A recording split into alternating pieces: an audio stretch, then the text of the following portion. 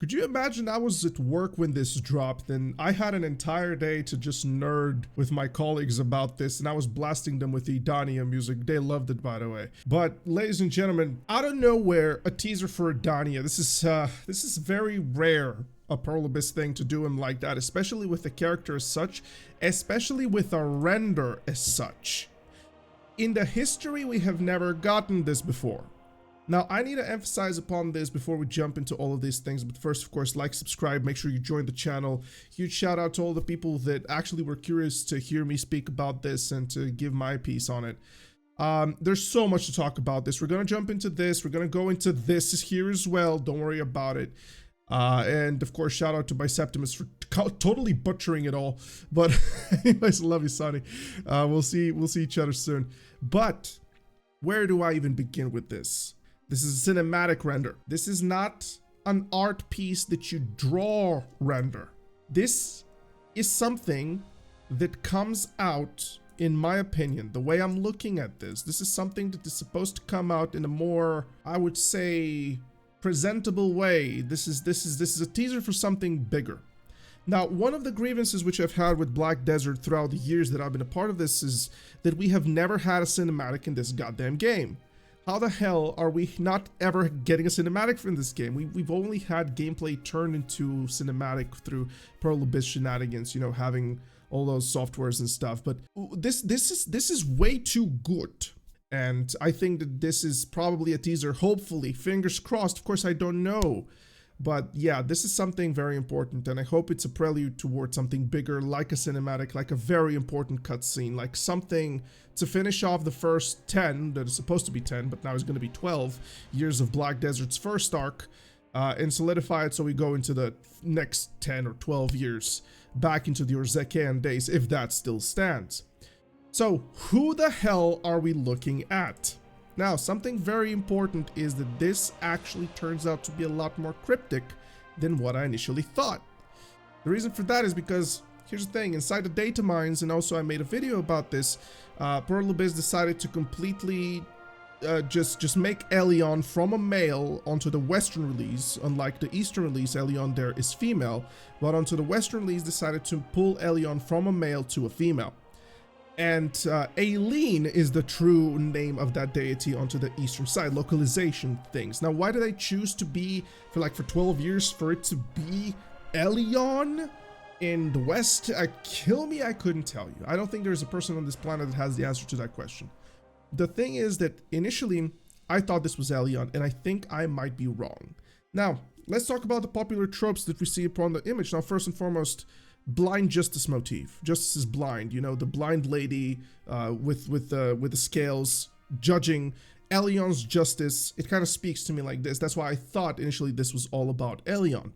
However, I noticed a few very important elements whenever we're going into this. And first, inside the data mines, people managed to pick up that the body of the second or third boss, depending on which Agris is going to be. We know that Agris will be there. I guess it's important to mention the lineup. We know it from data mines. The lineup, obviously, Mark Thanen, we're going to have Agris, we're going to have Elion, we're going to have All, and then Sylvia. Yes, Sylvia the Sylvia. How that's going to happen, we don't know. But anyways, what I'm looking here is probably actually Agris, and the reason for which I say it's going to be Agris is because Agris model was actually data mined to be of pure gold, and this kind of looks like that motif. Now let's look a little bit into things that go for it and go against that. First, this really plays into Elion, the Valkyrie, and the wood that the Valkyries have upon their armor, specifically Anslar. It speaks about it plays a lot on that motif, the god of light, Elion, but it also misses completely onto Elion's darkness. Let's have a look at the biggest thing, which is this. It's burning incense, which reminds me of Agris Fever, because this is what's supposed to be Agris Fever itself. Now, inside, it kind of looks like a tree more than an incense that you just simply put there for it to burn, which reminds me specifically, personally, of the trees. The trees and the elves are a bad thing. If you see an elf, there's a tree. If there's a tree, Hadum is knocking on the door. Obviously, Edania Part 2 is supposed to be another boss, another, like, Part 1 is like the mortals ascending towards godhood, and part 2 is supposed to be the gods themselves. And according to Khafrez, as he says, all gods serve Khadum. This really speaks to me personally more towards Agris than Elion. Now, let's talk a little bit. Can this be actually Khadum? Can this be Sylvia? The thing is that it plays onto Elion and Agris both at the same time. It can be both of them, literally. This can be both of them at the same time. A lot of the fan theories actually go around Khadum and Sylvia and the shattering of Sylvia to have more fragments than anticipated. Sylvia shattered into Khadum, and with the absence of Elezra, Khadum lost its mind and turned completely psycho. Elezra is the part of Sylvia that is the order, the reason of Sylvia, and Khadum is essentially like an entity that just looks forward to destroy everything and return into the void. However, more fragments upon Sylvia's shattering, more deities started appearing within this world. We have the Thornwood goddess, we got the Dark goddess, which is kind of like the same thing, but not really. It's like two of the same coin, like two faces of the same coin, I guess. And then we have, the birth of Kazarka out of Sylvian methods. It's very weird. And then we have, all of a sudden a few gods start to emerge. We have notices of All, we have notices of Elion. All of those things kind of go around in the same way. And I have absolutely no idea if the shards of Sylvia theory is being pushed onto us right now, but this kind of looks to me personally like Agris. Let's talk about Gannicus. Let's talk about Edward Canary, the brother of Live Deadeye. All right, so a lot of things are here. First and foremost, let's talk about all that we know so far about him, and then we're gonna build that up with this image and help it. Now, Gannicus is a piece of equipment that we have, which is some sort of a weird gun lance thing. In reality, it is a scythe of a sorceress that can actually fire dark energy, and it's made by a sorceress who adopted the name Gannicus. Gannicus is a very prominent figure from Tarif and the sorcery inside there. Now, when we got Live Deadeye lore, we understood that the favorite hero, like a role model to Live Deadeye's brother, which is Edward Canary, he really likes this guy called Gannicus. Now, that's before they dropped into this world. A few very important things that we must mention, and we don't know how this makes sense through the eyes of Marnie. Marnie is the reason for Gannicus's arrival into this world, and he was first before Live Deadeye. Liv was looking for Gannicus, or Edward Canary, I guess. When he was nowhere to be found, he was actually here. Marnie turns out that he sent him back in time into the gladiatorial era, specifically the Roman times. If you think about Roman times, you really think about gladiator battles, you think about Colosseums, you think about this. Inside Black Desert, we have the Colosseum, which is in the game, it's inside the desert, it was supposed to be a part of the hardcore server, probably, and it just simply stays there for the past 2 years without anything happening to it. The Colosseum itself is a very big hint because it was supposed to do with Gannicus. There was something to do with Gannicus there. And what I believe this is leading towards is, follow my train of thought and tell me if I'm wrong with it. He is sent back into the gladiatorial era where he has a gun and a lance. In the gladiatorial era, offense is not everything. You need a little bit of defense. It could be a net, it could be a shield, it could be something more. It's never so simple. I think personally that we're being set up into a gun lancer. Now, we're seeing just a gun here. I understand it could be an offhand, it could be so many things, we don't really know. But we have a few things here that definitely point out. Now first, look from the outside inwards first. We're seeing first the whiskey in the bottle. It's very self-explanatory. We have that, the motifs of the Wild West, obviously, the box here, playing music, all of those things, but the circle behind. The circle behind reminds me of something like a Kamasuvian tree, specifically seen around runes.